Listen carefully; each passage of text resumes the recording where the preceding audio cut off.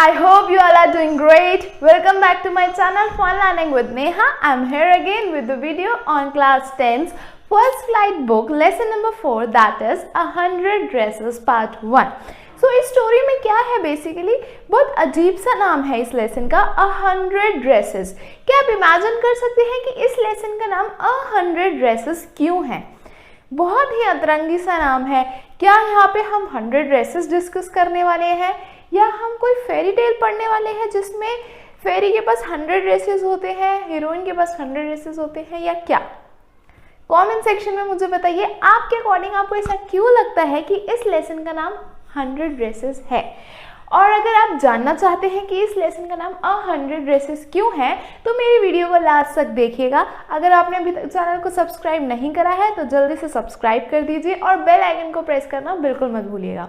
तो चलिए जानते हैं कि आखिर इस लेसन का नाम 100 ड्रेसेस क्यों है. So let's get started.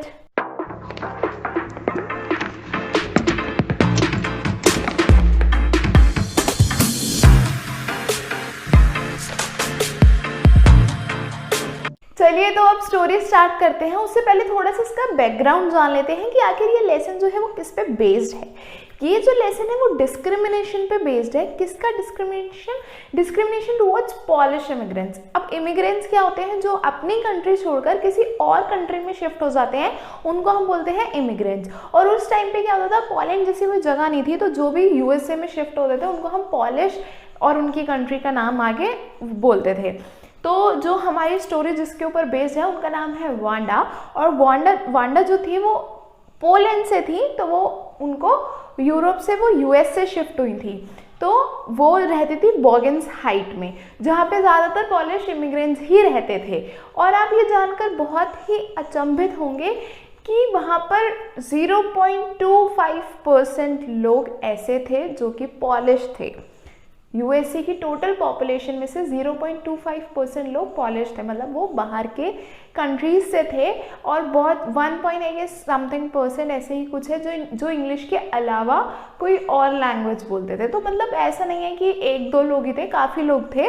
और उनके टुवर्ड्स किस तरह से डिस्क्रिमिनेशन होता था वो थोड़ा सा हम पढ़ेंगे इस लेसन में. तो स्टोरी कुछ इस तरह से स्टार्ट होती है कि वांडा है वो क्लास में होती है अपने, और वो बिल्कुल कॉर्नर सीट पे जाकर बैठती है. कॉर्नर सीट पे वो बैठती है और किसी से बातचीत नहीं करती, कुछ नहीं बोलती. क्लास के लास्ट में वैसे लड़के बैठते हैं जो बहुत ही ज़्यादा शैतान और बदतमीज़ होते हैं, और वो उनके साथ इसलिए नहीं बैठती क्योंकि वो भी उनमें से एक है, बट वो इसलिए बैठती है क्योंकि जबकि वो बिल्कुल शांत है. और जब वो आती है तो अपने साथ बहुत सारी मड भी लेकर आती है क्योंकि वो बॉगन साइड से आते हैं, और रास्ते में वो पैदल आती है जहाँ पे बहुत सारा मड और डस्ट उसके साथ आता है. साथ ही साथ वो एक ब्लू कलर की ड्रेस, फेडेड ड्रेस पहनती है, और वो रोज़ वही सेम ड्रेस पहनती है जो कि सही से आयरन भी नहीं होती है. तो इस वजह से उसका बहुत ज़्यादा मजाक उड़ाया जाता है क्योंकि वो सेम ड्रेस रोज़ रिपीट करती है, थोड़ी सी अगली दिखती है क्योंकि वो पुअर होती है. तो यही हम इस लेसन में पढ़ेंगे कि किस तरह से वांडा के टुवर्ड्स डिस्क्रिमिनेशन होता है. तो अब आते हैं हम क्लास चैप्टर पे. तो क्या होता है कि वांडा मंडे का दिन है और आज मंडे को वांडा जो है वो स्कूल नहीं आई, पर किसी ने भी नोटिस नहीं किया कि वांडा आज स्कूल नहीं आई. फिर ट्यूसडे आता है इस तरह, और ट्यूसडे को भी कोई नोटिस नहीं करता कि वांडा जो है वो स्कूल नहीं आई. पर दो लड़कियां होती हैं जिनका नाम होता है पैगी और मैडी, जो उसका सबसे ज़्यादा मजाक उड़ाती हैं. तो मैडी को रियलाइज़ हो जाता है कि जो वो लोग वेट कर रहे होते हैं, वो आज ट्यूसडे को स्कूल लेट हो जाते हैं आने में. क्यों लेट हो जाते हैं? क्योंकि वो वेट कर रहे होते हैं कि वो कब वांडा आए, वो उनका मजाक उड़ाए, और फिर उसके बाद वो जब नहीं आती तो वो स्कूल पहुंचने में लेट हो जाते हैं. तो वो रियलाइज़ करते हैं कि वो स्कूल नहीं आई. तो अब वो उसका मजाक कैसे उड़ाते हैं? वैसे तो वांडा किसी से बात करती नहीं, उसका कोई भी क्लास में दोस्त नहीं है, पर कुछ लोग हैं जिनके साथ उसका डिस्कशन होता है. क्या डिस्कशन होता है? जब कुछ लड़कियां हॉप स्कॉच खेल रही होती है और वहीं पे मैडी और पैगी भी आ जाते हैं, और वो वांडा को घेर के खड़े हो जाते हैं और उसे पूछते हैं कि वांडा तुम्हारे पास कितनी ड्रेसेस है? तो वांडा बोलती है 100 ड्रेसेस. वांडा क्या कहती है 100 ड्रेसेस, जबकि वो सेम ड्रेस, फेडेड ड्रेस, बिना आयरन करी हुई ड्रेस रिपीट करती है, स्टिल वो क्या रिप्लाई करती है 100 ड्रेसेस। तो ये बात सुनकर जो लड़कियां हॉप स्कॉच खेल रही थी वो उस गेम को वहीं पर छोड़कर उनके पास आ जाती है, वांडा के पास, और पूछती है कि तो फिर तो तुम्हारे पास बहुत सारे शूज भी होंगे। तो वो कहती है हाँ बिल्कुल, मेरे पास 60 पेयर्स ऑफ शूज है। Can you believe that? What did she replied? I have 60 pairs of shoes, that too of different colors, which are arranged in a line. मतलब उसकी सारी ड्रेस उसके क्लोसेट में बिल्कुल अरेंज्ड है, सारी अलग अलग कलर की है। ऐसे ही उसके शूज भी सारे लाइन से लगे हुए हैं और सभी जो हैं वो बिल्कुल अलग कलर के हैं। तो वो बोलते हैं क्या तुम्हारे पास तो फिर सारी जो ड्रेसेस है वो सिल्क की होंगी? तो कहती है हाँ सभी सिल्क की हैं और अलग कलर की हैं। तो वो कहते हैं वेलवेट भी होगा? कहती है हाँ वेलवेट ड्रेसेस भी है मेरे पास। तो एक लड़की पूछती है तो क्या तुम्हारे शूज सारे सेम कलर के हैं, क्योंकि तुम तो रोज सेम ही शूज पहनती हो? तो वो कहती है नहीं नहीं सेम नहीं है, सारे अलग कलर के हैं और सारे मेरे कबर्ड में लाइन से लगे हुए हैं।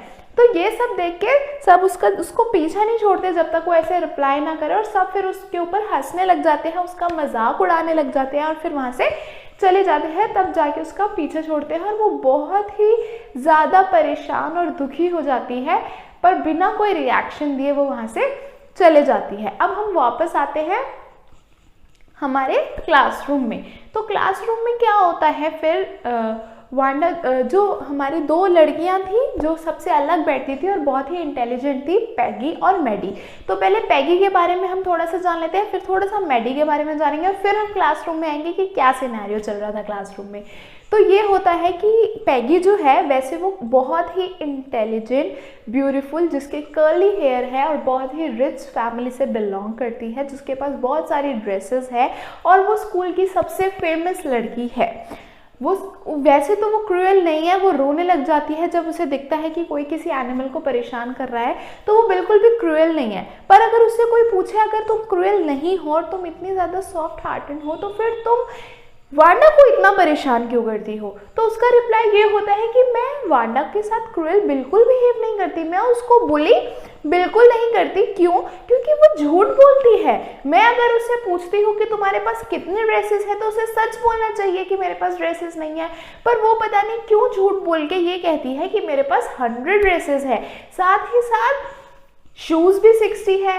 वो झूठ क्यों बोलती है, वो सच क्यों नहीं बताती? साथ ही साथ वो दिखने में भी बड़ी अजीब है और उसका नाम भी बहुत एक्स्ट्रा ऑर्डिनरी है। हमारा तो बिल्कुल यहाँ पे सबका नॉर्मल नाम होता है जैसे थॉमस स्मिथ, पर उसका नाम बड़ा ही अजीब है, वांडा। तो वो खुद अजीब है इसलिए मैं उसके साथ अजीब बिहेव करती हूँ। अब आते हैं मैडी पे कि मैडी की पर्सनालिटी कैसी है। जो मैडी है वो खुद भी ज़्यादा अमीर नहीं है, वो भी पुअर है, इसलिए उसको वांडा के लिए थोड़ा सा बुरा भी लगता है। वो चाहती है पैगी से बोला कि यार तुम उसको परेशान मत किया करो, उससे मत पूछा करो कि तुम्हारे पास कितनी ड्रेसेस है। क्यों?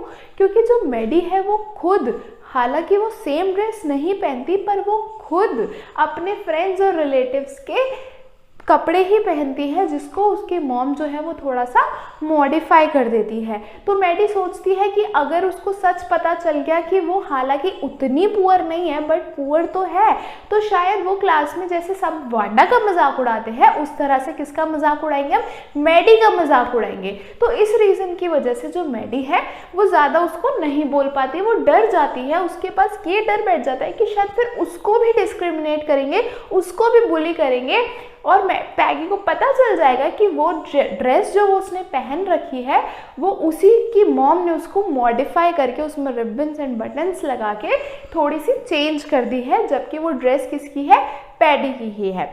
तो फिर क्या होता है आगे, मैडी चाहती है पर बोलना उसको कि तुम वांडा को परेशान मत किया करो, उससे ये क्वेश्चन मत पूछा करो कि तुम्हारे पास कितनी ड्रेसेस हैं। तो वो सोचती है कि चलो क्यों ना मैं एक लेटर लिखूं, और लेटर वो लिखना स्टार्ट करती है, पर फिर उसके माइंड में वापस से यही थॉट आने लग जाता है कि उसको भी इसी तरह से डिस्क्रिमिनेट किया जाएगा, बुली किया जाएगा, मजाक उड़ाया जाएगा, क्लास में वो सब उसको परेशान करेंगे, इसलिए वो उस लेटर को फाड़ देती है। वो लेटर फाइनली मैडी को लिखकर नहीं देती और फिर उसके माइंड में अलग थॉट्स चलने लग जाते हैं कि किस तरह से मैथ्स के क्वेश्चन सॉल्व होंगे, और साथ ही साथ फिर उनको याद आता है कि नेक्स्ट डे यानी कि वेडनेसडे को तो रिजल्ट है ड्राइंग कंपटीशन का, और उस ड्राइंग कंपटीशन में डेफिनेटली पैगी ही जीतेगी। तो पैगी मैडी से पूछती है तुम्हें क्या लगता है मैं जीतूंगी? तो वो बोलेगी हाँ डेफिनेटली तुम ही जीतोगी क्योंकि तुम बहुत ही अच्छी ड्राइंग बनाती हो। तो ये बेसिकली एक ड्राइंग कंपटीशन होता है, गर्ल्स और बॉयज़ का अलग अलग होता है, जिसमें दोनों को अलग अलग कंपटीशन दिया जाता है, दोनों में एक एक विनर होगा। तो अब बात वापस से आ गई है कि किसी ने आज भी नोटिस नहीं किया कि वांडा जो है वो स्कूल नहीं आई है। मैडी ने सोचा वो लोग लेट आए बट कुछ नहीं हुआ। अब सारे क्लास में बहुत ही अच्छे से बैठे होते हैं क्योंकि सब वेट कर रहे होते हैं रिजल्ट का। इतने में उनकी टीचर एंटर करती है विद रिजल्ट्स एंड प्राइजेस कि कौन विनर है। उसके बाद बॉयज़ में विनर होते हैं। अब आती है गर्ल्स की कि गर्ल्स में कौन विनर होगा। सबको लग रहा होता है कि पैगी ही जीतेगी, पर टीचर अनाउंस करती है। अच्छा, जब वो क्लास में एंटर करते हैं ना तो पूरी क्लास जो होती है वो ड्राइंग्स में पेस्ट होती है, ड्राइंग्स पेस्ट होती है, पूरी क्लास में ड्राइंग्स ही ड्राइंग्स होती हैं, और वो सारी ड्राइंग्स जो होती हैं वो वांडा ने बनाई होती हैं। तो सारे बच्चे देख के बहुत ही मतलब उसको देख रहे थे कि वाओ कितनी सुंदर ड्राइंग्स है, वाओ कितनी सुंदर ड्राइंग्स है। तो फिर फाइनली टीचर रिजल्ट अनाउंस करती है, और जो विनर होती है वो कौन होती है? आप बताइए कौन होगी, पैगी या वांडा? विनर होती है वांडा। वांडा ने, टीचर बताती है कि वांडा ने 100 ड्रेसेस और 60 पेयर्स ऑफ शूज़ की ड्राइंग बनाई थी। सभी लड़कियों में से किसी ने 1 या 2 ड्राइंग दी थी, पर सिर्फ वांडा ऐसी थी जिसने 100 ड्रेसेस और 60 पेयर्स ऑफ शूज़ की ड्राइंग बनाई थी। और बाकी टीचर्स ने कहा क्योंकि वांडा ने सारी ड्रेसेस बहुत ही अच्छी और सुंदर बनाई हैं कि बच्चे भी उसे देख के तालियां बजा रहे होते हैं और बोल रहे थे कि वाह कितनी सुंदर ड्रेसेस है, जबकि उनको कुछ लेना देना नहीं होता गर्ल्स की ड्रेसेस से, स्टिल उनको देख के बहुत अच्छा लग रहा होता है। तो विनर कौन होती है? वांडा। पर वांडा तो स्कूल आई ही नहीं है, तो वो सोचते हैं कि शायद वो कल आएगी और कल उसको प्राइजेस दे दिया जाएगा। इतने में एक लेटर आता है जिसमें लिखा होता है कि वांडा अब स्कूल नहीं आएगी।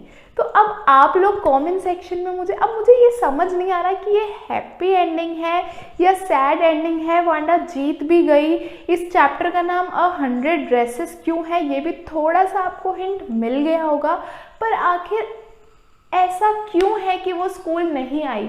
उसको पता होना चाहिए था कि यार उसको प्राइज़ मिल सकता है, उसको नहीं छोड़ना चाहिए स्कूल। तो आप मुझे कमेंट सेक्शन में बताइए आपको क्या लग रहा है, ये हैप्पी एंडिंग है या सैड एंडिंग है? आगे क्या होगा इसका एक और पार्ट है 100 ड्रेसेस पार्ट 2, जिसमें हमें आगे पता चल सकता है कि आगे क्या होता है क्या नहीं। उसने स्कूल आखिर क्यों छोड़ा, क्या वो स्कूल वापस आएगी या नहीं आएगी? तो अगर आप भी आगे की स्टोरी जानना चाहते हैं तो मेरे साथ इसी तरह से जुड़े रहिएगा। बेल आइकन को प्रेस कर दीजिएगा सो दैट आपको नोटिफिकेशन मिल जाए कि कब वीडियो अपलोड हो रही है। और that's all from my side. Comment section में मुझे कमेंट करके ज़रूर बताइएगा कि is it a happy ending और a sad ending and what will going to happen next. So that's all from my side. I will meet you in the next video. Bye bye.